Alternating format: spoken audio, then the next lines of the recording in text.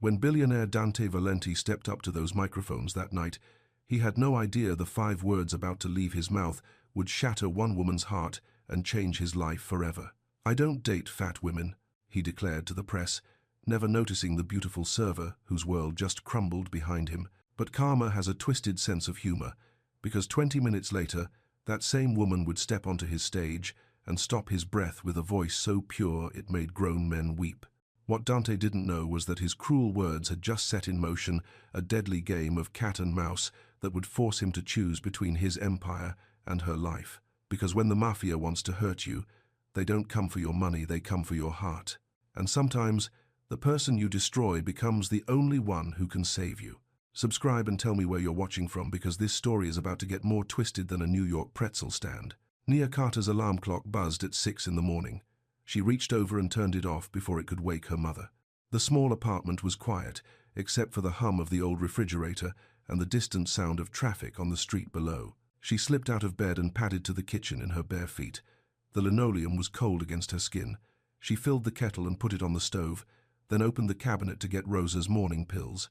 "Mama's medicine time," she whispered to herself, counting out the white pills and the blue ones. The doctor had been very clear about the timing. Every day, at the same time, no exceptions. Rosa Carter appeared in the doorway, moving slowly with her walker. Her left side was still weak from the stroke 6 months ago, but she was getting stronger every day. "Morning, baby girl," Rosa said, her words a little slurred but clear enough. "Morning, Mama." Nia kissed her mother's cheek. "How are you feeling today?" "Better, much better." Rosa settled into her chair at the small table. "Ready for my exercises?" Nia smiled. Her mother was a fighter, always had been. Even when the stroke hit and the doctors weren't sure she'd walk again, Rosa never gave up. The kettle whistled. Nia made tea for both of them and brought Rosa's pills over with a piece of toast. "Let's do your hand exercises first," Nia said, sitting across from her mother. Rosa placed her left hand flat on the table. Nia watched as she slowly lifted each finger, one by one. The movement was jerky and hard, but it was movement. That was what mattered. "Good, Mama. Really good."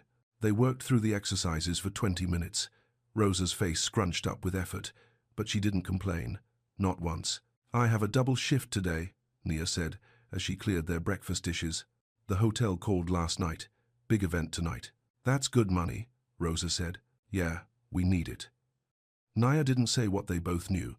The rehab bills were piling up, insurance only covered so much, and yesterday her supervisor had called to say they might need to cut her hours at the restaurant. Nia pushed that worry down deep, one day at a time. That's how they'd get through this. She helped Rosa get dressed and settled her in the living room with her puzzle books and the TV remote. The home health aide would come at noon to help with lunch and more exercises. "I'll be back by midnight," Nia promised, kissing Rosa's forehead. "Sing if they ask you to," Rosa said, squeezing Nia's hand. "Your voice is a gift, baby. Don't hide it." Nia nodded, though she had no plans to sing tonight. She was going to keep her head down, do her job, and come home with a decent paycheck. Nothing more. She grabbed her purse and headed for the door. The lock stuck a little, like it always did. She'd been meaning to fix it, but there were always more important things to spend money on. Outside, the October air was crisp. Nia pulled her jacket tighter and walked to the subway station. The train was crowded with morning commuters, but she found a seat and closed her eyes for the 40-minute ride into Manhattan. The Grand Meridian Hotel ballroom looked like something from a fairy tale. Crystal chandeliers hung from the ceiling like frozen stars. Round tables covered in white cloth filled the space, each one set with more forks and glasses than Nia had ever seen in one place. She stood near the service door with the other servers, listening to the floor captain give instructions. Her uniform was crisp and black, her name tag pinned exactly 2 inches below her left shoulder. "The Valenti Foundation Gala brings out the city's most important people," the captain said. "Senators, judges, business leaders. We will be perfect tonight. No mistakes." Nia nodded along with the others. She'd worked enough high-end events to know the drill. Stay invisible, move quickly, don't make eye contact unless spoken to directly. A woman in an expensive dress walked by, her heels clicking on the marble floor. She glanced at Nia and wrinkled her nose. "Is she really going to be serving guests?" the woman asked another server. "With those curves? It's not very professional." The words hit Nia like a slap. She kept her face blank, but her hands clenched at her sides. She'd heard comments like this before, too many times, but it still hurt. Focus on the job, she told herself. Focus on Rosa. Focus on the bills. She picked up her tray and started her rounds, weaving between tables as guests began to arrive. The men wore expensive suits that probably cost more than Nia made in 6 months. The women glittered with jewelry and designer gowns. Near the entrance, reporters clustered around a tall man in a dark suit. Even from across the room, Nia could feel his presence. He moved like someone who owned the world and everyone in it. Dante Valenti. She'd seen his picture in newspapers. The billionaire developer who built half of Manhattan, the man whose foundation was hosting tonight's charity gala. The reporters pressed closer with their microphones and cameras. "Mr. Valenti, is it true you're considering marriage?" one reporter called out. "Any truth to the rumors about you and Senator Morrison's daughter?" asked another. Dante's laugh was cold, sharp. "I don't date fat women," he said clearly, his voice carrying across the ballroom. "I have standards." The words rang in the air like a bell. Nia felt them hit her chest like physical blows. Her tray wobbled in her hands, champagne glasses clinking together. She turned away, jaw clenched, refusing to let anyone see how much those words hurt. The server pin on her uniform jabbed into her palm as her grip tightened. "Don't break," she told herself. "You need this job. You need the money. Rosa needs you." She straightened her shoulders and kept moving, serving champagne to people who looked through her like she wasn't there. At least now she knew what they really thought. 3 hours into the event, Nia's phone buzzed. She checked it quickly in the service corridor. Vocalist just cancelled. Food poisoning. Need backup as soon as possible. The text was from the event coordinator. Nia's heart started beating faster. She'd listed singing as a skill on her application, but she'd never expected them to actually need her. The floor captain appeared beside her, looking frazzled. "Carter, can you sing? The charity segment starts in 10 minutes, and we have no one." Nia hesitated. She'd planned to stay invisible tonight, but the memory of Rosa's words echoed in her mind. "Your voice is a gift, baby. Don't hide it." "Yes, sir. I can sing. Thank God. Wardrobe is setting up in the coat check room. Go. Now." Nia hurried down the hall, her heart hammering. In the coat check room, a wardrobe assistant looked her up and down with expert eyes. "Size 14?" the woman asked. "Yes." The assistant disappeared into a rack of dresses and emerged with a sleek black gown. "This should work. It's a loaner from the designer upstairs. Don't spill anything on it." Nia changed quickly, her hands shaking slightly. The dress fit perfectly, hugging her curves in all the right places. For a moment, looking at herself in the mirror, she felt beautiful. "You're on in 3 minutes," the assistant said, handing her a pair of heels. "Just follow the spotlight." Nia made her way to the side of the stage, her new shoes clicking on the floor. She could hear the event coordinator introducing the charity segment, talking about the foundation's work with underprivileged youth. "And now, to remind us why we're here tonight, please welcome our vocalist, Nia Carter." The spotlight hit her as she walked onto the small stage. The bright light was warm on her face, and for a moment she couldn't see the crowd at all, just white light and possibility. Then the music started, a gentle piano melody that she knew by heart. She'd been singing this song since she was a little girl in church. When she opened her mouth, the first notes came out clear and strong. The ballroom fell silent. Even the servers stopped moving. She sang about hope, about strength, about rising up when life knocked you down. The words came from somewhere deep inside her, from all the nights she'd sat beside Rosa's hospital bed, from all the mornings she'd counted pills and wondered how they'd make it through another month. In the audience, Dante Valenti looked up from his phone. His eyes widened. The cruel words he'd spoken earlier seemed to hang in the air between them, sharp and cutting. Nia's voice soared over the ballroom, filling every corner with warmth and light. She wasn't just singing words, she was sharing her soul. When the last note faded, the silence stretched for a heartbeat. Then applause exploded across the room. People stood up, clapping and wiping their eyes. Nia lowered the microphone, her heart pounding. She didn't look at Dante as she walked off the stage. She couldn't. If she saw him, she might remember his words. She might break. Instead, she headed straight for the service corridor, ready to change back into her uniform and finish the night. The applause was still ringing in Nia's ears as she made her way through the crowd with a tray of champagne. Guests stopped her to compliment her singing, their faces warm with genuine appreciation. For the first time all night, she felt like more than just hired help. Near the main bar, an elderly guest had clearly had too much to drink. He swayed as he reached for another glass, his movements unsteady. "Careful there," Naya said gently, moving her tray away from him. But it was too late. He stumbled, his elbow catching the edge of her tray. 3 champagne flutes went flying, crystals spinning through the air toward the marble floor. Nia stepped back, but there was nowhere to go. The sharp crystal was going to hit her feet, her legs. She squeezed her eyes shut and waited for the pain. Instead, she felt a warm hand push her backward, a strong arm wrapped around her waist, pulling her away from the falling glass. She opened her eyes to see Dante Valenti standing in front of her, his left hand extended palm up. Blood welled from a deep cut across his palm where he'd caught one of the crystal stems. "Security," he called calmly, his eyes never leaving Naya's face. "Clean this up. Make sure no one else gets hurt." 2 men in dark suits appeared immediately, sweeping up the crystal and moving guests away from the area. Dante looked down at his bleeding hand like it was nothing more than a paper cut. "Are you all right, Miss Carter?" The fact that he knew her name sent a shock through her. She'd never spoken to him before tonight.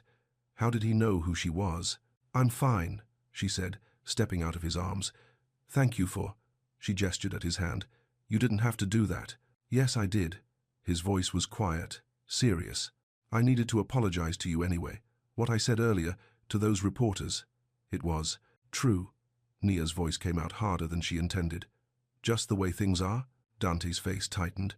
"Cruel, inexcusable. I was trying to get rid of the reporters, but that's no excuse for what I said. I'm sorry." Nia looked at his bleeding hand, then back at his face. The apology sounded real, but pretty words were easy. Anyone could say sorry. "Thank you for protecting the guests," she said formally. "I should get back to work." She turned to walk away, but Dante caught her arm gently. "Wait. You're singing tonight. It was extraordinary. I've never heard anything like it." "I was doing my job," Nia said, pulling free. "Just like I'm doing now." She walked past him with professional calm, her head held high. Behind her, she heard him say something to his security team, but she didn't look back. Across the room, Marco Reyes watched the interaction with sharp eyes.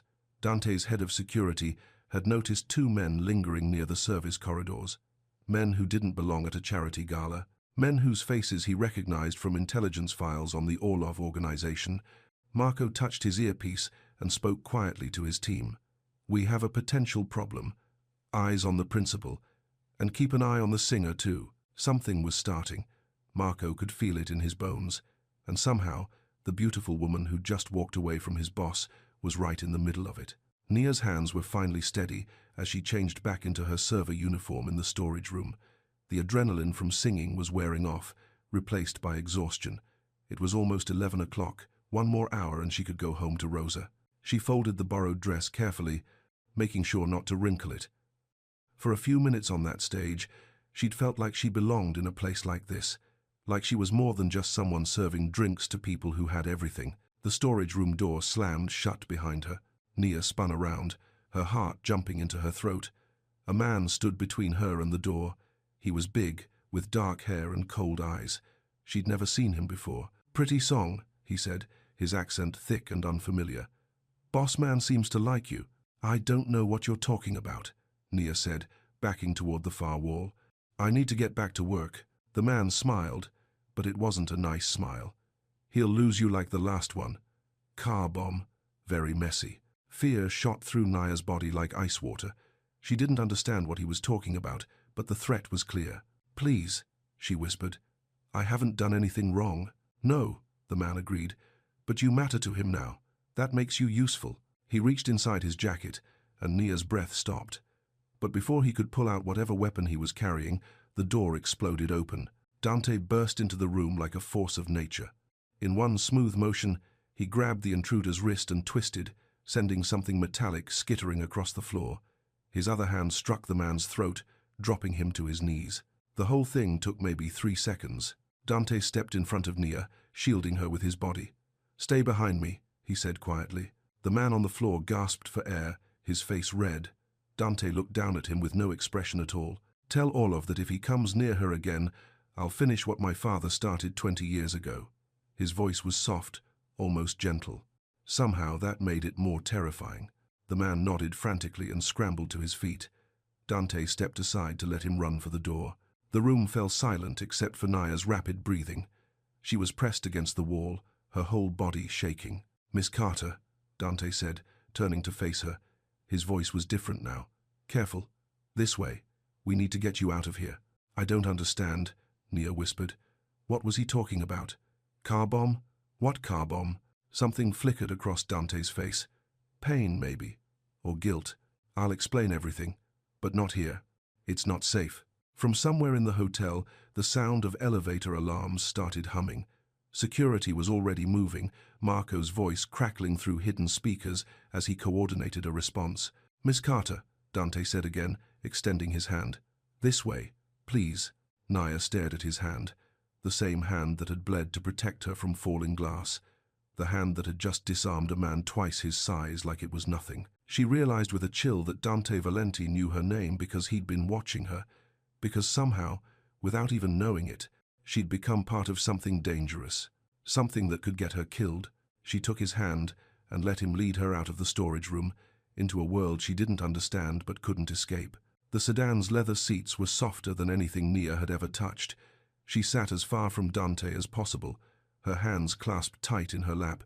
Through the tinted windows, she watched the city blur past. "Where are we going?" she asked. "To your building. I'll have someone watch the street tonight." Dante's voice was calm, but she could see tension in his shoulders. "Just as a precaution. And tomorrow. We'll figure that out tomorrow." Nia turned to study his profile. In the dim light from the street lamps, she could see the cut on his hand had stopped bleeding. He'd wrapped it in a cloth napkin from the hotel. "You said you'd explain," she said quietly, "about what that man meant. The car bomb."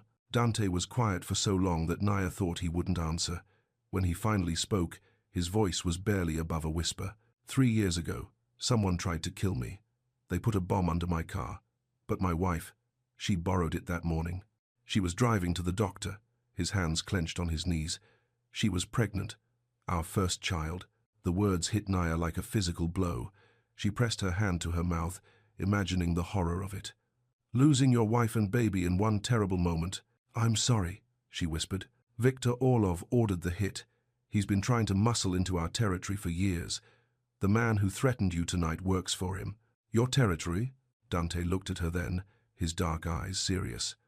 "My family has interests beyond real estate development, Miss Carter. Some of them aren't entirely legal. The mafia." Nia had suspected it from the way his security moved, the way that man had been so afraid of him. But hearing it, said out loud, made it real. "Why does this Orlov person want to hurt me?" "Because he thinks you matter to me," Dante said simply. "Do I?" The question slipped out before Nia could stop it. Dante's eyes met hers. "After tonight?" "Yes." The sedan pulled up outside Nia's building. Marco got out first, scanning the street with professional eyes. When he nodded, Dante stepped out and offered Nia his hand. "I'll walk you up," he said. "No." Nia's voice was firm. "You don't get to come into my life, into Rosa's life. We have enough problems without adding your enemies to the list." Dante stepped back, accepting her boundary. "All right, but there will be someone watching. You won't see him, but he'll be there." Nia nodded and turned toward her building. Then she stopped and looked back. "Mr. Valenti, thank you. For tonight." "Dante," he said quietly, "and you don't need to thank me. Keeping you safe, it's the least I can do." Nia climbed the stairs to her apartment, her legs shaky from exhaustion and fear. Inside, Rosa was asleep in her chair in front of the TV. Nia gently woke her and helped her to bed. "How was work, baby?" Rosa asked sleepily. "Different than I expected," Nia said, kissing her mother's forehead. "But we're okay. We're going to be okay." She hoped that was true. In the living room, Nia's phone buzzed with a text message. She didn't recognize the number. "Sleep well. The guard is across the street. His name is Tony. If you need anything, call this number. Dante." Nia walked to the window and peeked through the curtains. A man in a dark coat stood under a street lamp, reading a newspaper. He looked completely ordinary, but there was something about the way he held himself that reminded her of Marco. She was about to close the curtains when she saw movement in the shadows near the building next door. Another figure, watching the first man, watching her building. Naya's blood went cold. She quickly pulled the curtains shut and sat on the floor with her back against the wall, her heart hammering in her chest. Orlov's people were already here. Morning came too soon. Nia woke up on the couch where she'd fallen asleep, still in her work clothes from the night before. Rosa was already up, doing her morning exercises at the kitchen table. "You look tired, baby," Rosa said, lifting her left hand slowly. "Bad dreams?" "Something like that." Nia made coffee and checked her phone. 3 missed calls from the hotel. Her stomach dropped. She called back, already knowing it wouldn't be good news. "Nia, it's Sandra from scheduling." The supervisor's voice was carefully neutral. "We need to talk about your shifts." "What about them?" "Well, after last night, the gala and everything, management thinks it might be best if you took some time off. Just temporarily." Nia's grip tightened on the phone. "I sang one song. How is that a problem? It's not about the singing. It's about, well, there were some incidents. Broken glass, disruptions. The hotel prefers to avoid any complications." "Complications?" Nia's voice was flat. "You mean me?" "It's just temporary," Sandra said quickly. "Maybe a few weeks. Let things calm down." Nia hung up without saying goodbye. She stared at the phone in her hands, the reality hitting her like a truck. No shifts meant no money. No money meant no rehab bills, no rent, no groceries. "What is it?" Rosa asked, worry creeping into her voice. "Nothing, Mama. Just a scheduling change." But Rosa wasn't fooled. She'd raised Nia. She could read her daughter's face like a book. Nia grabbed her jacket and purse. "I'm going to the community center. See if they have any extra singing gigs." Outside, she could see Tony still at his post across the street, though he'd moved to a different spot and was now pretending to wait for a bus. She wondered if he'd been there all night. The walk to the community center usually cleared her head, but today she couldn't shake the feeling of being watched. Every car that slowed down, every person who looked at her twice, made her heart race. At the community center, Mrs. Rodriguez behind the desk shook her head sadly. "No singing jobs this week, honey. Budget's tight. Maybe next month?" Nia nodded and tried to smile. Next month might as well be next year. On her way home, she stopped at the grocery store. They needed milk and bread and Rosa's special tea that helped with her blood pressure. Nia counted the money in her wallet twice, making sure she had enough. She was loading groceries into her bag when she heard the screech of tires outside. Through the store window, she saw a black SUV idling at the curb. It had been following her for the last 3 blocks. Her hands started shaking as she paid for the groceries. The cashier, a teenage boy with kind eyes, looked at her with concern. "You okay, lady?" "Fine," Nia lied. "Just tired." She forced herself to walk normally as she left the store, but inside she was screaming. The SUV pulled away from the curb and followed her at a crawl, its windows too dark to see inside. When she turned the corner onto her street, she broke into a run. Behind her, she heard car doors slam. She made it to her building and fumbled with the keys, her hands shaking so hard she could barely fit them in the lock. The door finally opened, and she rushed inside, taking the stairs 2 at a time. She was halfway to her floor when she heard the sound of breaking glass from above. Rosa's terrified scream echoed down the stairwell.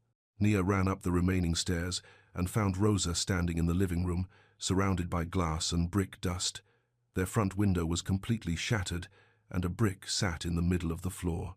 "Mama!" Nia dropped her groceries and rushed to Rosa's side. "Are you hurt?" "No, baby. No, I'm okay."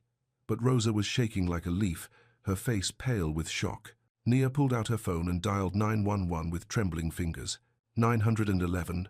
"What's your emergency?" "Someone threw a brick through our window. My mother is here. She's elderly. She had a stroke. And, ma'am, calm down. What's your address?" Nia gave them the information, trying to keep her voice steady. Through the broken window, she could see Tony running across the street, speaking rapidly into his phone. 2 police cars arrived within 10 minutes. The officers were polite but not particularly hopeful. "Probably just kids," one of them said, writing notes on a small pad. "Happens more than you'd think." "This wasn't kids," Nia said firmly. "This was—" She stopped herself. What was she going to say? That the mafia was after her because she'd sung a song at a charity gala? They'd think she was crazy.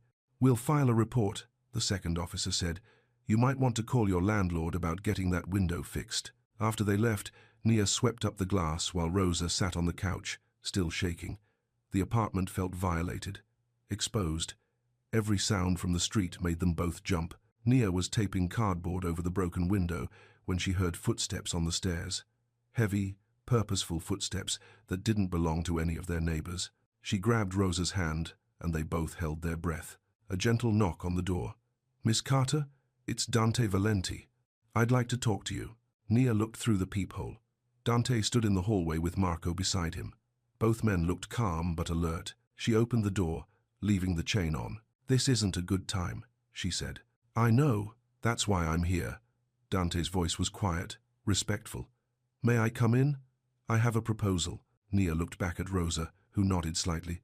She unlatched the chain and opened the door. Dante stepped into their small living room, his expensive suit looking out of place among their second-hand furniture. His eyes went immediately to the cardboard-covered window, then to Rosa on the couch. "Mrs. Carter," he said, walking over to Rosa and extending his hand. "I'm Dante Valenti. I'm sorry we're meeting under these circumstances." Rosa studied his face carefully, then took his hand. "You're the one who's been protecting my daughter." "Trying to," Dante said honestly. "Not doing a very good job of it." "It's not your fault," Nia said quickly. "Yes, it is." Dante turned to face her, his expression serious. "This happened because of me, because Orlov wants to use you to get to me, and it's going to get worse." The words hung in the air like a death sentence. "What do you want?" Nia asked. "I want you both to come to a safe house, just temporarily, until we can deal with Orlov permanently." "No," Nia's answer was immediate. "We're not running. This is our home. Your home has a broken window and no security. Orlov's people know where you live, where you work, where you shop. They'll keep escalating until—" "Until what?" Nia demanded. "Until they take you," Dante said quietly, "and use you to force my hand." Rosa struggled to her feet, leaning heavily on her walker. Both Nia and Dante moved to help her, but she waved them off. "Baby," Rosa said to Nia, her voice steady despite her shaking hands. "I've lived through a lot of things, raised you by myself, survived a stroke, but I won't survive losing you, because I was too proud to accept help." Nia felt tears prick her eyes. "Mama, if this man can keep you safe, then we go," Rosa said firmly. "But we set the rules. This is our choice." Dante nodded. "Of course, whatever rules you need." Nia looked around their small apartment, at Rosa's rehab equipment in the corner, at the photos on the walls of their life together, at the kitchen where they ate breakfast every morning and worked through exercises every night. "If we do this," she said slowly, "I make the decisions about what we take, about when we come back, about everything that affects us." "Agreed," Dante said without hesitation. "And you don't get to control our lives just because you're protecting them." "Understood." Nia took a deep breath. "How long?" "I don't know," Dante admitted. "But I promise you this, I won't let Orlov hurt you or your mother. Not while I'm breathing." The sincerity in his voice made Nia's chest tight. This man, who'd insulted her so cruelly just 24 hours ago, was willing to uproot his entire life to keep her safe. "Okay," she said quietly. "We'll go, but just temporarily." An hour later, Nia stood in the hallway with 2 suitcases and Rosa's walker, watching Dante lock their apartment door with a spare key she'd given him. "Ready?" he asked gently. Nia looked back at their door one more time. When they came back, because they would come back, would their life ever be the same? "We're ready," she said. But as they walked toward the elevator, Nia couldn't shake the feeling that she was closing the door on more than just their apartment. She was stepping into a world she didn't understand, trusting a man who lived by rules she'd never learned. A man whose enemies would kill her without hesitation if they got the chance. The safe house was nothing like Nia had expected. Instead of some dark, hidden bunker, it was a beautiful riverside cottage with wide windows and a garden. It sat on a quiet street lined with trees, the kind of place where families went for weekend getaways. "It doesn't look very safe," Nia said, as Marco carried their suitcases to the front door. "That's the point," Dante explained. "Orlov will be looking for a fortress. This looks like a vacation rental." Inside, the cottage was warm and comfortable. The living room had a stone fireplace and soft couches. The kitchen was small but fully equipped. There were 2 bedrooms upstairs and a bathroom with grab bars that someone had clearly installed recently for Rosa. "You thought of everything," Nia said. running her finger along one of the grab bars. Marco did the research, Dante said. He's good at details. Rosa moved slowly through the cottage, testing the layout with her walker. It's nice, she said finally. Feels like a home. The relief in her voice made Naya's throat tight. Rosa was trying so hard to be brave, but Naya knew how scared she was, how much she hated having her routine disrupted. There's a chalkboard in the kitchen, Dante said to Nia, for your rules, whatever boundaries you need. Naya found the chalkboard mounted on the wall next to the refrigerator. Someone had already written, "Welcome home," at the top in neat handwriting. She picked up a piece of chalk and erased the message, then wrote, 1. No entering my room without permission. 2. No decisions about us without us. 3. No controlling our schedules or activities. She paused, then added, 4. We are guests, not prisoners. Fair enough, Dante said, reading over her shoulder. Anything else? That's it for now. Dante nodded. There's a security rotation outside. You won't see them unless there's trouble, but they're there. And there are panic buttons in every room if you need help quickly. He showed them the small red buttons mounted discreetly near light switches throughout the cottage. Press and hold for 3 seconds. The whole team will be here in under 30 seconds. 30 seconds, Rosa repeated. That's fast. My people don't mess around when it comes to safety, Dante said. That evening, Nia helped Rosa get settled in the downstairs bedroom. The bed was lower than Rosa's at home, easier for her to manage. The dresser had been positioned so she could reach everything she needed. Someone put a lot of thought into this, Rosa said, sitting on the edge of the bed. Yeah, they did. He's trying very hard to make this right, Rosa said quietly. That man, Dante, he's the reason we're here in the first place, Nia pointed out. No, baby. Evil people are the reason we're here. He's just trying to clean up the mess. Nia helped Rosa with her evening medications, then kissed her goodnight. In the hallway, she could hear Dante moving around in the kitchen, the sound of running water and quiet voices as he spoke to someone on his phone. She went to her own room and closed the door, leaning against it with a long sigh. 24 hours ago, her biggest worry had been paying Rosa's rehab bills. Now she was hiding from the mafia in a safe house with a man who'd publicly humiliated her.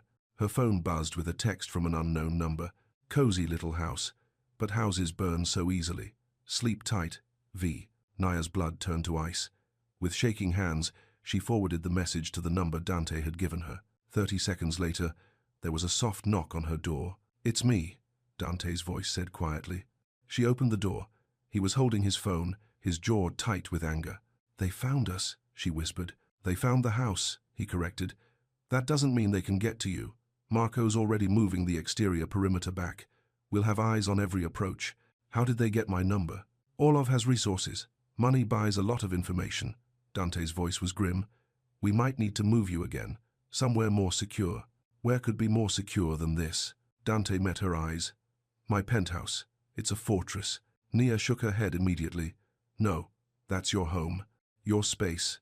We can't. Naya. The way he said her name made her stop talking. I've lost everyone I ever loved because I couldn't protect them. I won't lose you too.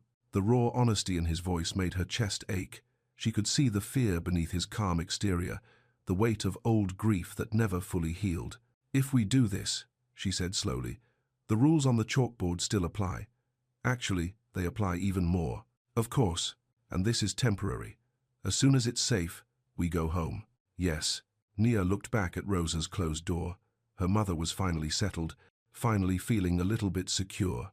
Moving her again would be hard on her, but staying here when Orlov knew where they were would be harder. 48 hours, she said finally. We'll try your penthouse for 48 hours, then we reassess. Dante nodded. Thank you. Don't thank me yet, Nia said. You're about to have 2 house guests who don't know how to live in your world. This could be a disaster.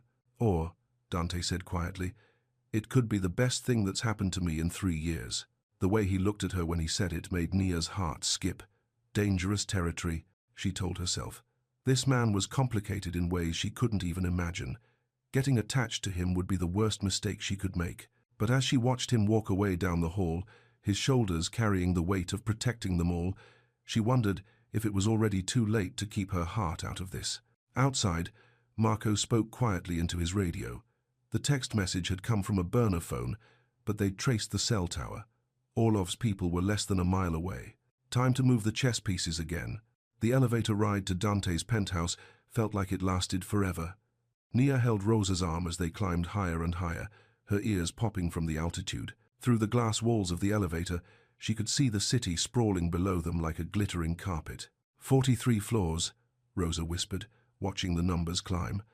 I've never been this high up before. Me neither, Nia admitted. The elevator doors opened with a soft chime, revealing a hallway that looked like something from a magazine.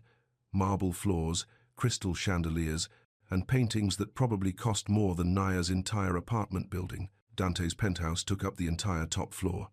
When he opened the door, Nia's breath caught in her throat. Floor-to-ceiling windows wrapped around the entire space, offering views of Central Park, the Hudson River, and the city lights that seemed to stretch forever. The furniture was modern and sleek, all clean lines and expensive fabrics. Everything was perfect. Everything was beautiful. Everything was cold. This is, Rosa started, then stopped, overwhelmed. Too much, Nia finished quietly. Dante's expression tightened slightly. The guest rooms are this way, he said, leading them down a hallway lined with more expensive art. He showed them to a suite with 2 bedrooms connected by a sitting room. Someone had already set up Rosa's rehab equipment in the corner, the resistance bands, the hand exerciser, even her special tea. Marco thought you might be more comfortable with your own things, Dante explained. Rosa sat down in one of the chairs and looked around the room. It's very nice, she said politely. Very clean. Nia could hear what her mother wasn't saying. It was beautiful, but it didn't feel like a home. It felt like a museum, where people weren't supposed to touch anything. I'll let you get settled, Dante said. Dinner is at 7, if you'd like to join me. Or I can have something sent to your room. We'll eat with you, Rosa said before Nia could answer. Won't we, baby? Nia nodded, though she wasn't sure she'd be able to eat anything. Her stomach had been in knots since they'd left the safe house. After Dante left, Rosa explored their new space slowly, running her hands along the expensive furniture. This man has money, she said finally. Too much money, Nia agreed. But no warmth, no life. Rosa picked up a crystal figurine from a side table, then carefully put it back exactly where it had been. When did you last see a home with no photographs? No personal things? Nia looked around the sitting room. Rosa was right. The space was perfectly decorated, but there was nothing personal about it. No family photos, no books with worn covers, no coffee rings on tables or throw pillows that had been hugged too many times. Maybe he keeps that stuff in his private rooms, Nia said. Maybe. Or maybe he's forgotten how to make a home. That evening, they met Dante in his dining room. The table was long enough to seat 12 people, but only 3 places had been set, all clustered at one end, making the space feel slightly less formal. Dante had changed into dark jeans and a sweater, looking more relaxed than Nia had ever seen him, but she could still see the tension in his shoulders, the way his eyes constantly moved to the windows and doors. The chef prepared salmon, he said as they sat down, but if you prefer something else. Salmon is fine, Rosa said. Thank you. The food was delicious, but conversation was stilted. They were 3 people from completely different worlds, trying to find common ground while danger circled outside their glass walls. Tell me about your rehab routine, Dante said to Rosa as they finished the main course. I want to make sure we have everything you need here. Rosa's face brightened. This was safe territory, something she knew how to talk about. Hand exercises in the morning and evening, she said, demonstrating the finger lifts that Nia helped her with every day. Walking practice with the walker. And speech exercises, though those are getting easier. Your speech sounds very clear to me, Dante said honestly. Better than it was 6 months ago. Right after the stroke, I could barely say my own name. Rosa's voice caught slightly. Nia never left my side. Even when the doctors said I might not walk again, she never stopped believing. Nia felt heat rise in her cheeks. Mama, it's true.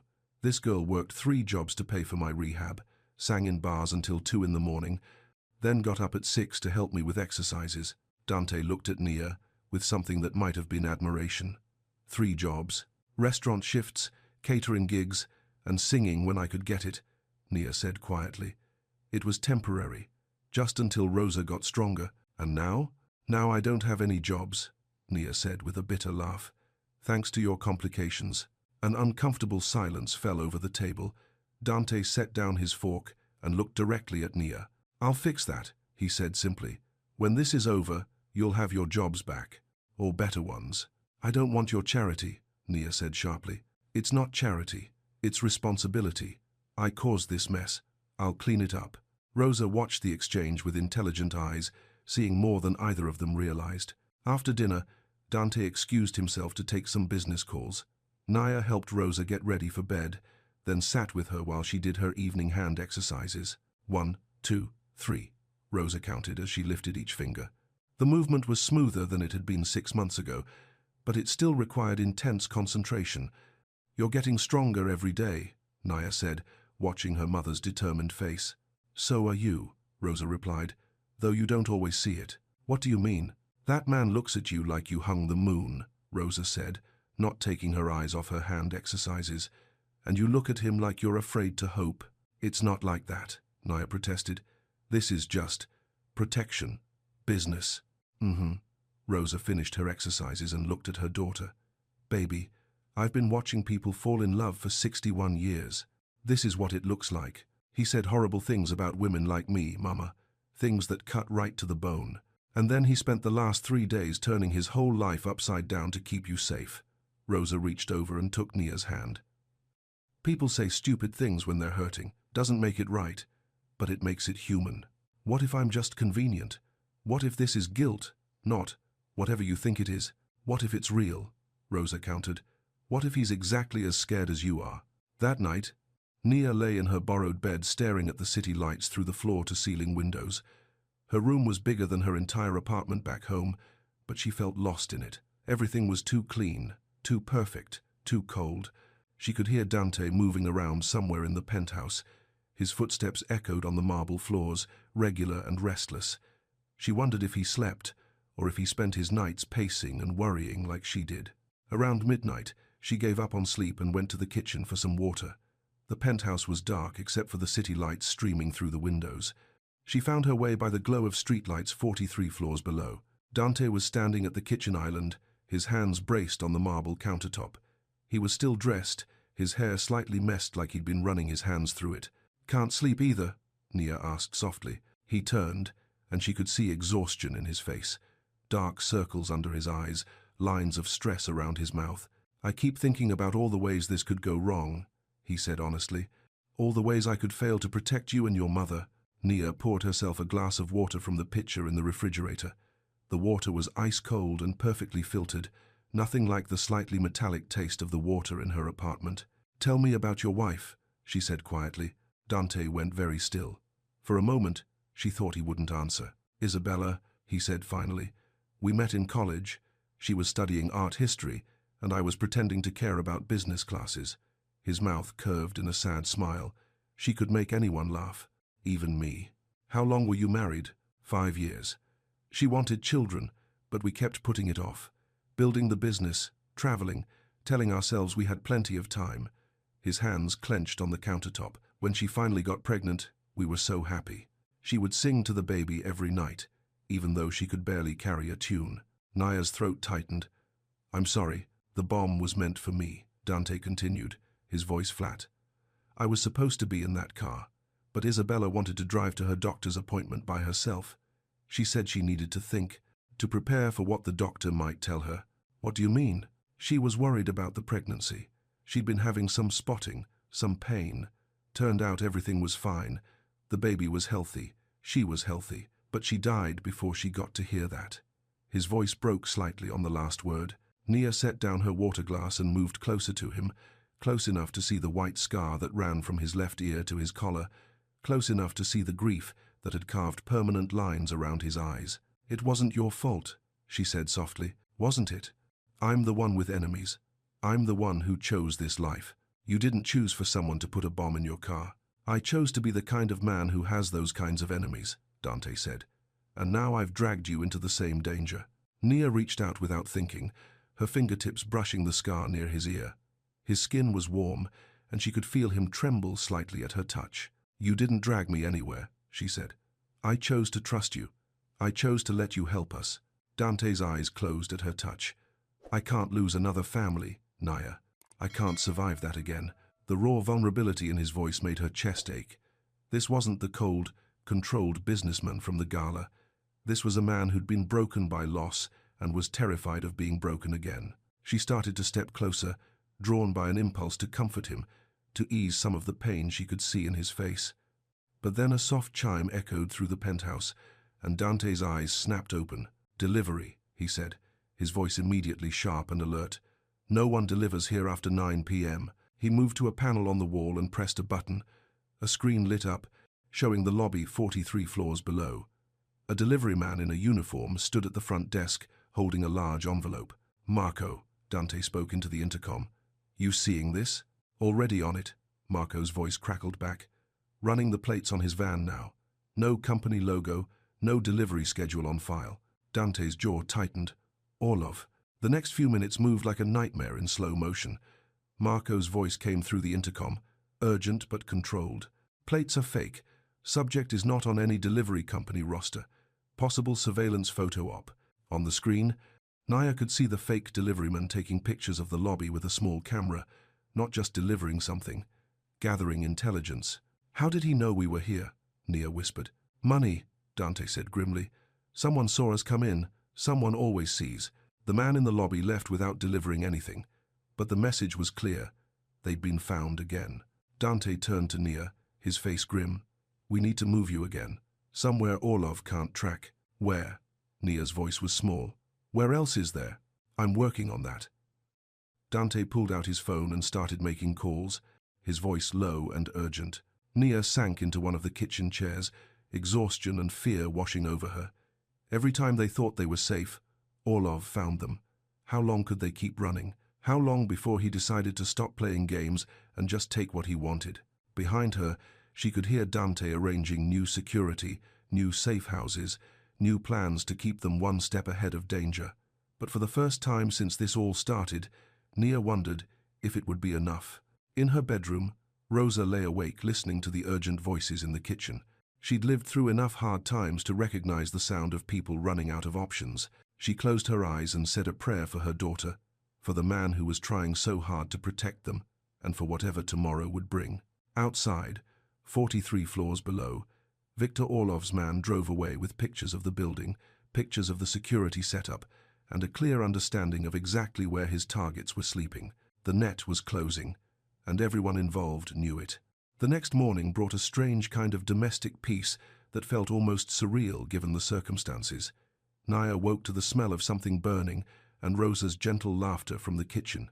She found Dante standing over the stove with a spatula in his hand, staring at what had once been eggs but now looked more like charcoal. Rosa sat at the breakfast bar, her walker beside her, trying to hide her smile behind her coffee cup. "I thought I could manage breakfast," Dante said, looking embarrassed. "Turns out cooking is harder than it looks." "When do you usually eat?" Nia asked, taking the spatula from him and scraping the ruined eggs into the garbage. "I don't, usually. Coffee, maybe something from the deli downstairs." Naya shook her head and opened the refrigerator. Someone, probably Marco, had stocked it with everything they could possibly need. She pulled out fresh eggs, butter, and bread. "Sit," she told Dante. "Watch and learn." For the next 20 minutes, Nia's hands moved with practiced efficiency. Scrambled eggs that were fluffy and perfect, toast that was golden brown, and coffee that actually tasted like coffee instead of burnt water. "How did you learn to cook like that?" Dante asked, watching her work with fascination. "Necessity," Nia said simply. "Mama was working 2 jobs when I was growing up. If I wanted to eat, I had to learn." She set plates in front of both of them, and for a moment the enormous penthouse felt almost cozy. Rosa made small talk about the view. Dante asked careful questions about Nia's cooking, and nobody mentioned the fact that they were hiding from people who wanted to hurt them. "I have a confession," Rosa said as they finished eating. "My physical therapy exercises are harder without music. At home, Naya always puts on our old gospel records, helps me keep rhythm." Dante looked thoughtful. "There's a sound system built into the walls. Marco can show you how to use it." "Actually," Rosa said, glancing at Naya, "I was hoping Naya might sing for me, like she does at home." "Mama, you don't need me to. Please, baby. This place is so quiet, so formal. I need something that feels like home." Nia looked around the sterile perfection of the penthouse, then at her mother's hopeful face. Rosa had given up so much in the last few days, her routine, her independence, her sense of safety. If singing could give her a few minutes of normalcy, how could Naya refuse? "Okay," she said softly. "What do you want to hear?" "That old hymn, the one Grandma used to sing." Nia nodded and began to hum, then let the words flow in her rich, clear voice. It was a song about hope, about holding on when everything seemed lost. Her grandmother had sung it during the worst times, when money was short, when illness struck, when the world felt too heavy to bear.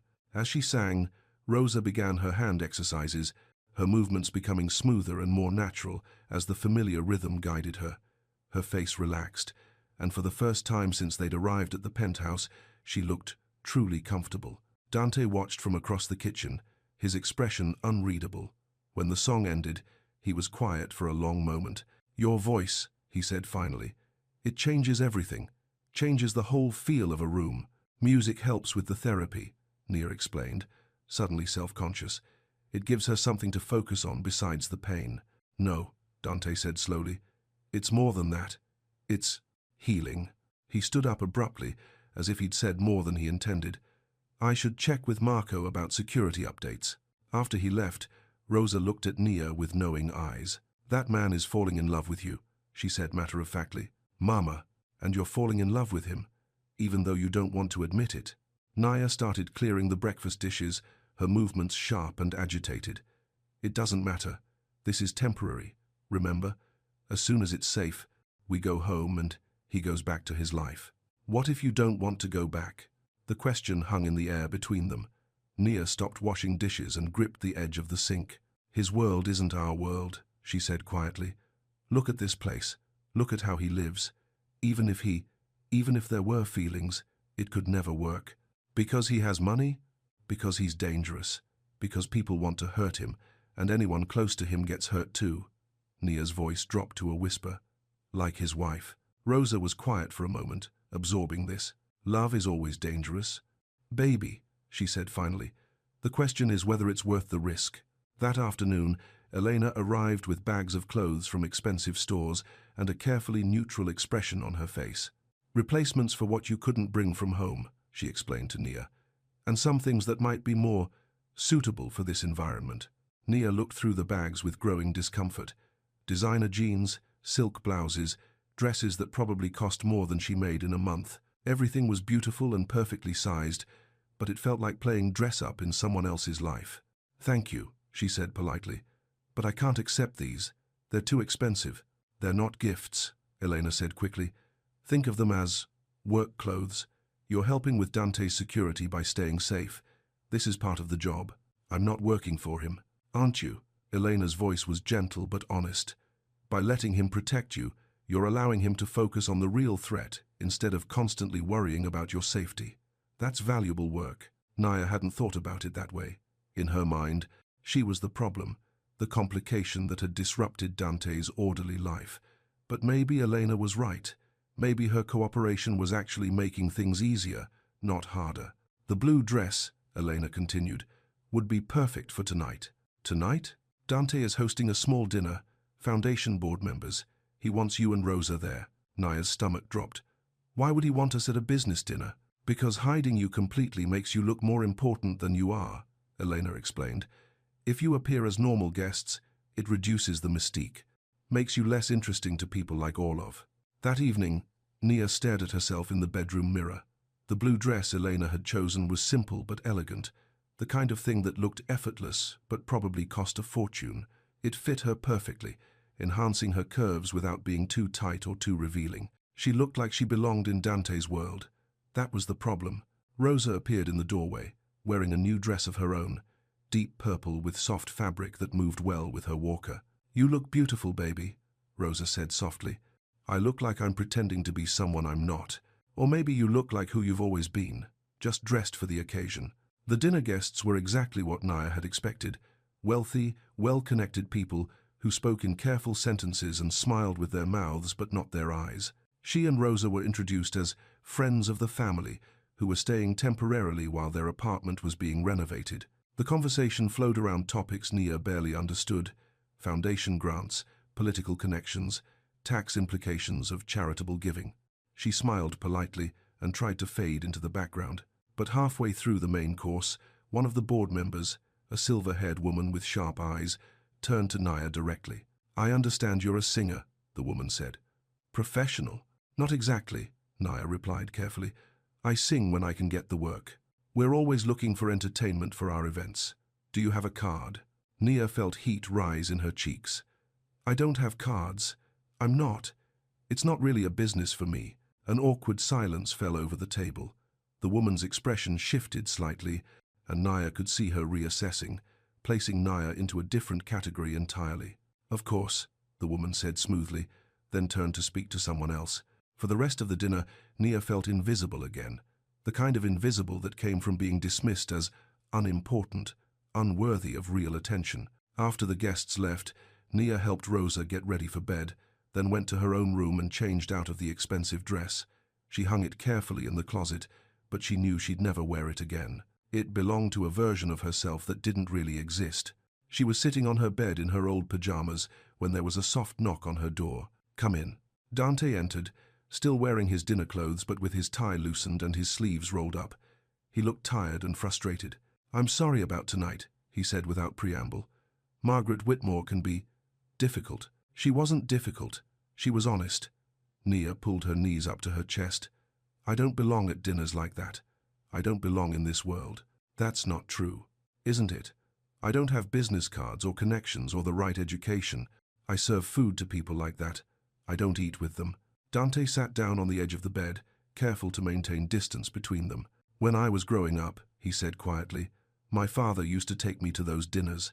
I hated them. All those people saying one thing and meaning another, judging everyone by how much money they had or what family they came from. But you still host them, because I have to, because it's part of the business, part of maintaining relationships I need." He looked at her directly. "But tonight, watching you try to navigate that world, it reminded me why I hate it. Because I was so obviously out of place, because you were so obviously better than everyone else in the room." The sincerity in his voice made Nia's chest tight. She wanted to believe him, but the memory of Margaret Whitmore's dismissive look was still fresh. "Your world and mine don't mix," she said softly. "Tonight proved that." "What if we made a new world?" Dante asked. "One that's neither yours nor mine, but ours?" Before Nia could answer, his phone buzzed with an urgent alert. He checked it, and his face went pale. "What is it?" Nia asked. "Community center. Someone just called in a bomb threat." Nia's blood went cold. The community center was where she'd tried to find extra work yesterday, where Mrs. Rodriguez had been so apologetic about the budget, where dozens of families brought their children every day for after-school programs. "Is everyone okay?" "They're evacuating now. Police think it's a false alarm, but—" Dante's voice trailed off as he read more messages. "But what?" He looked up at her, his expression grim. "But Orlov doesn't make false alarms. If he called in a bomb threat, it's because he wants everyone looking in that direction while he does something else." As if summoned by his words, Dante's phone rang. Marco's voice was sharp with urgency. "Boss, we've got movement on 3 fronts. The community center was a distraction. They're coming for the penthouse." Through the floor-to-ceiling windows, 43 floors below, black SUVs were pulling up to the building's entrance. Too many of them, too well coordinated to be anything but a professional operation. "How long do we have?" Dante asked. "Maybe 10 minutes before they reach us. Maybe less." Dante was already moving, pulling Nia to her feet. "Get Rosa. We're leaving. Now." The next few minutes passed in a blur of controlled chaos. Dante's penthouse, which had felt like a fortress, suddenly became a trap with only one way out. Marco's voice crackled through the intercom as Nia helped Rosa gather her essential medications. "Stairwell is compromised. Elevator shaft has been disabled. We're going to the roof." "The roof?" Rosa's voice shook slightly. "How do we get down from the roof?" "Helicopter," Dante said grimly, stuffing documents into a briefcase. "It's the only way out they can't block." Nia had never been in a helicopter. From the pale look on Rosa's face, neither had her mother. But with Orlov's men climbing toward them, it was their only option. The elevator to the roof was a private one, accessible only with Dante's keycard. As they rose above his penthouse, Nia could hear the faint sound of shouting from the floors below. Marco's security team was buying them time, but not much. The helicopter was already waiting on the roof, its blades spinning in the night air. The pilot was a woman with short, dark hair and steady eyes, who looked like she'd flown through worse things than a mafia war. "Where to?" she shouted over the noise. "Safe House 7, Marco replied, helping Rosa into the aircraft. "But take the long route. Make sure we're not followed." As they lifted off into the night sky, Nia looked down at the city spreading below them. Red and blue lights flashed around Dante's building as police responded to reports of a disturbance. She wondered how many of Orlov's men had been caught and how many had simply melted away into the night. "Are you all right?" Dante asked, his voice barely audible over the helicopter's roar. Nia nodded, though she wasn't sure it was true. Rosa was pressed against her side, eyes closed, gripping Nia's hand so tightly her fingers were going numb. But they were alive. They were together. For now, that was enough. The safe house was different from the riverside cottage. This one was in a small town 2 hours from the city, a farmhouse surrounded by fields and forests. It looked like the kind of place where families came for summer vacations, complete with a front porch and vegetable garden. "How many of these places do you have?" Nia asked as they walked toward the front door. "Enough," Dante replied. But she could see the strain in his face. They were running out of options, and they all knew it. Inside, the farmhouse was warm and comfortable, with thick rugs and furniture that looked like it had been chosen for comfort rather than style. Someone had already prepared it for their arrival. The refrigerator was stocked, Rosa's rehab equipment was set up in the living room, and there were fresh flowers on the kitchen table. "Elena's work," Marco explained when Nia commented on the flowers. "She thinks details matter." That night, Nia sat on the front porch with Dante while Rosa slept inside. The countryside was quiet, except for the sound of crickets and the distant hum of cars on a highway miles away. "We can't keep running forever," Nia said quietly. "I know. So what's the plan?" Dante was quiet for a long moment, staring out at the dark fields. "Orlov wants me to make a mistake, to get angry, to retaliate without thinking. That's how he operates. He pushes until his enemies do something stupid. And I'm not going to give him what he wants." Dante's voice was calm, but Nia could hear the steel underneath. "Tomorrow, Marco and I are going to end this, permanently." The way he said it made Nia's stomach clench. "What does that mean?" "It means you and Rosa stay here, safe and protected, while we handle Orlov." "By handle, you mean?" "I mean remove him as a threat." Nia turned to look at Dante's profile in the moonlight. This was the part of his world she'd been trying not to think about. The part where problems were solved with violence, where people disappeared when they became inconvenient. "There has to be another way," she said. "I've tried other ways. Legal pressure, financial warfare, negotiation. Orlov doesn't respond to civilized solutions." "So you're going to kill him?" Dante met her eyes. "If that's what it takes to keep you safe." The honesty in his voice should have terrified her. Instead, it made her chest ache. This man, who'd been nothing but gentle with Rosa, nothing but careful with her own boundaries, was willing to become a killer to protect them. "What happens to us after?" she asked quietly. "After you handle Orlov, you go home. Back to your life, your routine with Rosa. Back to normal. And you?" "I go back to my life too." They both knew he was lying. Nothing would ever be normal again. They'd seen too much of each other, shared too much truth. The careful walls they'd built around their hearts had already started crumbling. "Dante," Nia said softly, "look at me." He turned, and she could see everything he wasn't saying in his dark eyes. The fear, the longing, the desperate hope that maybe this time he could protect someone he cared about. "I need you to promise me something," she said. "Anything. I need you to promise that when you go after Orlov, you'll come back. That you won't do anything reckless or stupid because you think you have nothing to lose." "Nia, promise me," she insisted, "because you do have something to lose. You have us." The words hung between them like a confession. Dante's hand found hers in the darkness, his fingers warm and slightly rough. "I promise," he said quietly. They sat in silence for a while, holding hands on the porch of a farmhouse in the middle of nowhere, two people from different worlds who'd found something worth fighting for. The next morning, Nia woke to the sound of Rosa singing softly in the kitchen.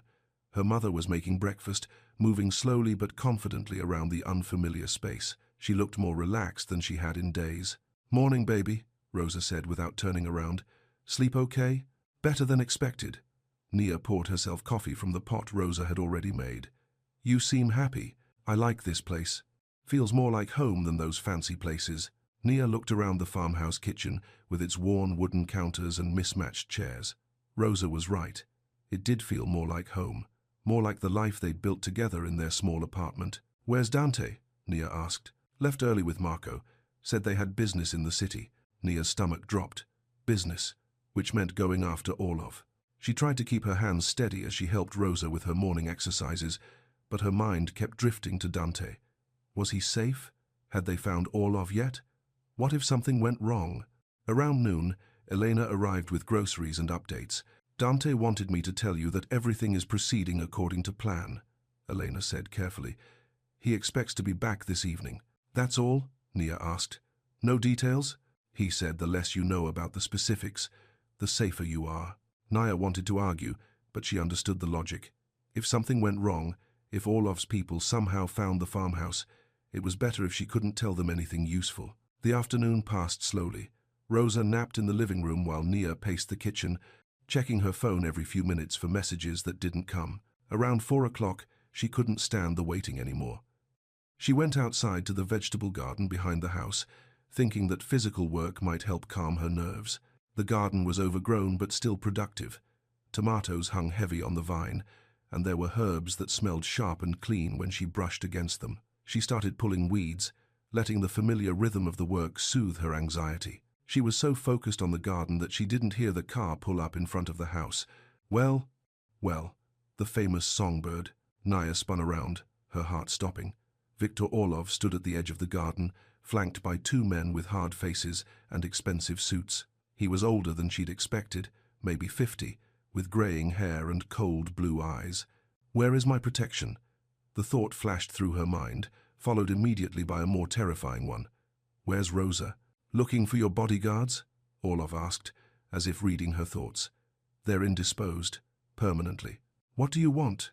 Nia's voice came out steadier than she felt. "I want Dante Valenti to understand that no one is untouchable, that everyone he cares about can be taken away." Orlov smiled, but it was the kind of smile that belonged on a shark. "You're going to help me send that message?" One of his men moved toward Nia, but she stepped back, her hand closing around the garden trowel she'd been using. "Don't come any closer," she warned. The man laughed. "What are you going to do? Dig me to death?" But Nia wasn't looking at him anymore. Through the kitchen window, she could see Rosa moving toward the front door, probably wondering why there were strange voices outside. The panic button. Dante had shown them the panic buttons in every room. If Rosa could reach one. "My mother is sick," Nia said loudly, hoping Rosa would hear and understand. "She needs her medication. She can't be without it." Inside the house, Rosa froze. Nia never talked about her medication. They both knew she took pills at specific times, not when she was stressed. It was a code, and Rosa understood immediately.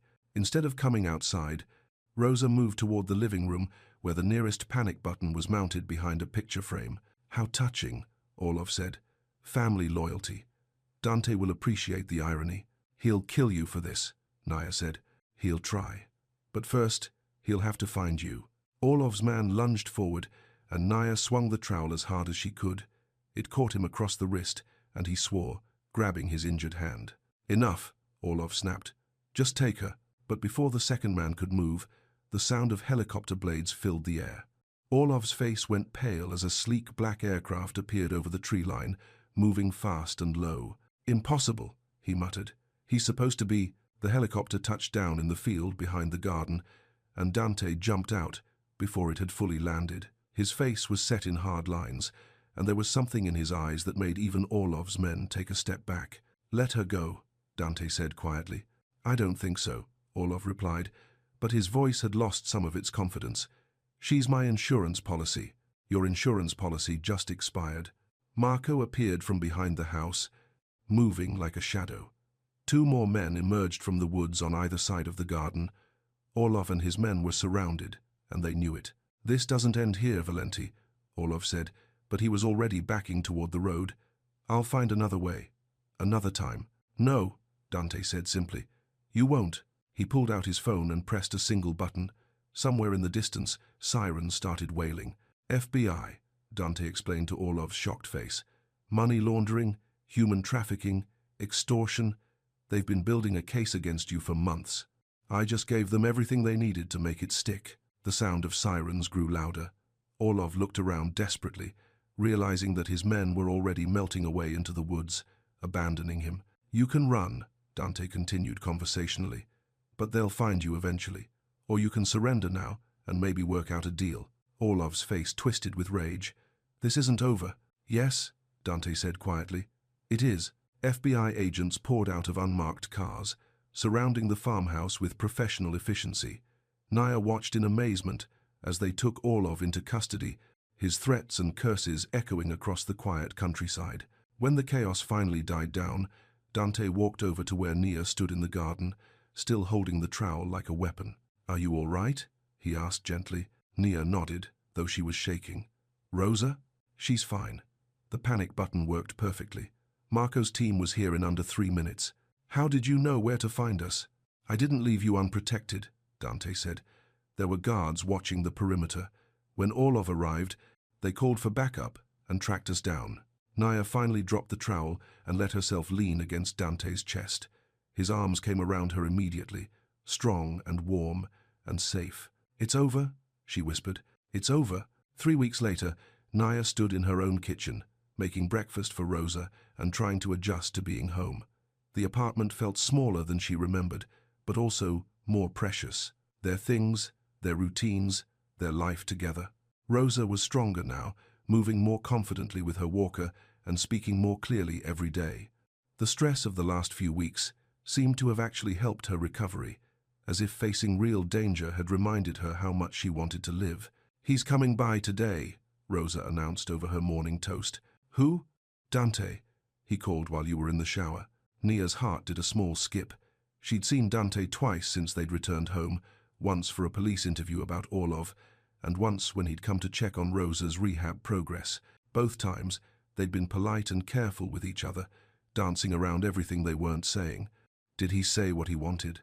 Said he had something to discuss with both of us. An hour later, Dante knocked on their door. He looked different, less controlled, more nervous than Nia had ever seen him. He was carrying a large envelope and what looked like building plans.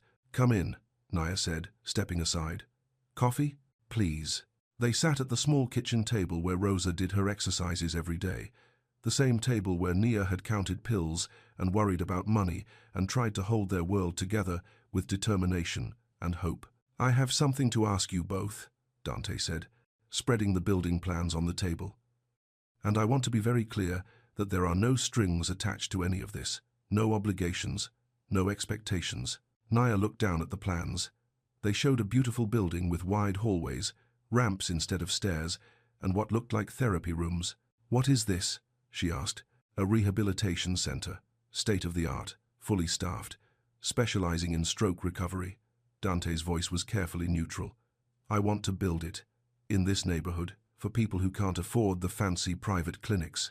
Rosa leaned forward, studying the plans with interest. This room here, what's that for? Music therapy. There's increasing evidence that singing and rhythm help with speech recovery and motor function. Naya's throat tightened. He'd been listening that morning when she'd sung for Rosa's exercises. He'd seen how music helped her mother heal. The foundation is funding it, Nia asked. Partly, but I also want to fund a position, a music therapist who would work with patients on a daily basis. Dante looked directly at Nia.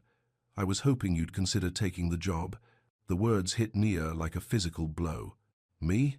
You'd need some training, certification, but the foundation would pay for that. And the salary. He named a figure that made Nia's eyes widen. It would be enough to support both of you comfortably. Dante, Nia said softly, you can't build an entire medical center because you feel guilty about what happened to us. I'm not building it because of guilt, he said quietly. I'm building it because watching you help Rosa heal taught me something important, that sometimes the best medicine isn't in a pill bottle or a machine. Sometimes it's in human connection, in caring, in hope. Rosa reached across the table and took Dante's hand. You want to do this for other families like us? Yes, families who love each other enough to fight impossible odds, who deserve better than choosing between rent and medical bills. Nia stared at the plans, overwhelmed. It was everything she'd ever dreamed of, a way to help people, to use her voice for healing, to build something meaningful. There's one more thing, Dante said, pulling a smaller envelope from his jacket. An invitation to a benefit concert next month. Small venue, intimate crowd. They need someone to perform. Nia opened the envelope. Inside was an elegant invitation to perform at a fundraiser for stroke research, the kind of event where her voice would be appreciated for what it was, not dismissed because she didn't have the right connections. You don't have to answer now, Dante said, gathering up the papers. Think about it. Both of you. He stood to leave, but Rosa's voice stopped him. Sit back down, son, she said firmly. We're not done talking. Dante sat, looking confused. Now, Rosa continued, what you've shown us here is wonderful, generous, exactly the kind of project this neighborhood needs. Thank you. But that's not why you're really here, is it? Dante went very still. Mrs. Carter, you're here because you love my daughter, and you're too scared to just say so. The silence stretched between them. Nia could hear her own heartbeat, could see the careful control in Dante's face starting to crack. And you, Rosa turned to Nia, are in love with him but too proud to admit it, because you think he's trying to buy you with job offers and fancy buildings. Mama, Nia protested weakly. Am I wrong? Rosa asked. Either of you? Dante looked at Nia, and she could see everything in his eyes. The fear of losing someone else he cared about. The hope that maybe this time would be different. The love he'd been trying so hard to hide behind professional generosity. I am in love with you, he said quietly. But I'm also terrified that loving me will put you in danger again. And I'm terrified that you're only offering me these opportunities because you feel obligated to take care of me, Nia replied honestly. You think I'm trying to buy you? I think you're trying to fix everything with money, because that's how you've learned to solve problems. Dante was quiet for a moment, absorbing this. What if I told you the job offer stands whether you want to see me again or not? That the building gets built either way? I'd say that's a start. And what if I told you that I don't want to control your life or make decisions for you? That I want to be with you because you make me believe in hope again? Nia's chest tightened. I'd say that sounds like something worth exploring.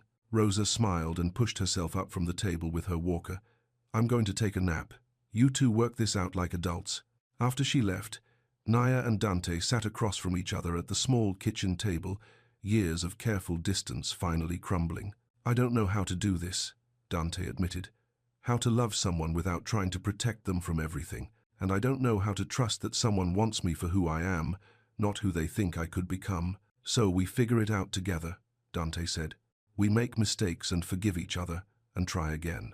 What about your world? The business dinners and foundation boards and people like Margaret Whitmore? What about your world? Working 3 jobs and counting pills and never having enough money for the things Rosa needs? Nia considered this. Maybe we make a new world, like you said that night. Something that's ours. Dante reached across the table and took her hand. I'd like that. Ground rules, Nia said, her mind already working. I take the job because I want it, not because you offered it. I perform at events because I choose to, not because it helps your image. Agreed. And we go slow. We date like normal people. No helicopters or safe houses or grand gestures. What about small gestures? Nia smiled. Small gestures are okay. Good, Dante said, lifting her hand to his lips. Because I was hoping to take you to dinner tomorrow night, somewhere quiet where we can talk without bulletproof glass between us and the world. I'd like that. 6 months later, Nia stood in the music therapy room of the Rosa Carter Rehabilitation Center, leading a group of stroke patients through vocal exercises.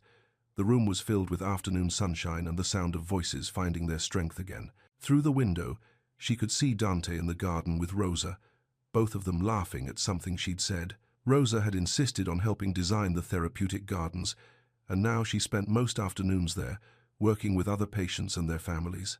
The rehabilitation center had become exactly what Dante had envisioned, a place where hope lived alongside medical expertise, where families could heal together instead of being torn apart by financial stress. Miss Carter, one of her patients, an elderly man named Frank, raised his hand. Could we try that song again? The one about rising up? Of course, Frank. As Nia led the group through the familiar melody, she thought about how much had changed. She and Dante had taken their time, building trust slowly and carefully. They'd had their share of arguments, about money, about independence, about the way their different worlds sometimes clashed. But they'd also had quiet mornings in her kitchen, evenings reading together in his apartment, which he'd redecorated to feel more like a home and less like a museum, and countless conversations about the future they were building together. The future that included the rehabilitation center, yes, but also included small things, Sunday dinners with Rosa, movies on the couch, grocery shopping and bill paying, and all the ordinary moments that made up a life shared. That evening, Nia found Dante waiting for her in the garden, Rosa having already headed home with the car service he'd arranged for her. "Good day?" he asked, falling into step beside her as they walked toward his car. "Very good," Frank sang an entire verse without stopping today. "And Maria's daughter called. She wants to volunteer in the music program. And you? Are you happy?" Nia considered the question. 6 months ago, her life had been about survival, paying bills, managing Rosa's care, hoping they could make it through another month. Now she had work she loved, financial security, and a man who looked at her like she was the answer to every question he'd ever had. "Yes," she said simply. "I'm happy." "Good," Dante said, opening the car door for her. "Because I have something to ask you. Another building project?" "Something like that." As they drove through the city toward her apartment, Nia watched the familiar neighborhoods pass by, her world and his world slowly becoming their world. When they stopped at a red light, Dante reached over and took her hand. "I love you," he said quietly. "Not because you need saving, not because I need fixing, just because you're you, because you make everything better just by being in it." "I love you too," Nia replied, "even when you try to solve problems by throwing money at them." "I'm working on that. I know. We're both working on things." The light turned green, and they drove on through the evening toward home, toward Rosa, who would want to hear about their day, toward the small apartment that had become the center of their new life together, toward whatever tomorrow would bring. Behind them, the rehabilitation center stood quiet in the darkness, but tomorrow it would fill again with voices finding their strength, with families learning to hope, with the kind of healing that happened when people chose love over fear. It wasn't a fairy tale ending. It was something better, a real beginning, built on trust and choice, and the radical idea that love could create its own world, complete with boundaries and respect, and room for everyone to grow. In her purse, Nia carried an invitation to perform at Carnegie Hall, an opportunity that had come not through Dante's connections, but through her work at the rehabilitation center. Her voice, her choice, her chance to share the gift Rosa had always known she possessed. And in his wallet, Dante carried a small velvet box, waiting for the right moment to ask the question that would turn their new beginning into a lifetime of possibilities. But that moment could wait. They had learned the value of taking things slow, of building love on a foundation strong enough to last. For now, it was enough to be driving home together through the city that had brought them together, toward the life they were creating, one small choice at a time. The billionaire who had once said such cruel words had learned that love wasn't about standards or appearances or the things money could buy. And the woman who had walked in looking gorgeous that night at the gala had learned that she was worthy of love, not despite who she was, but exactly because of it. Together, they had found something worth more than all the money in the world. They had found each other.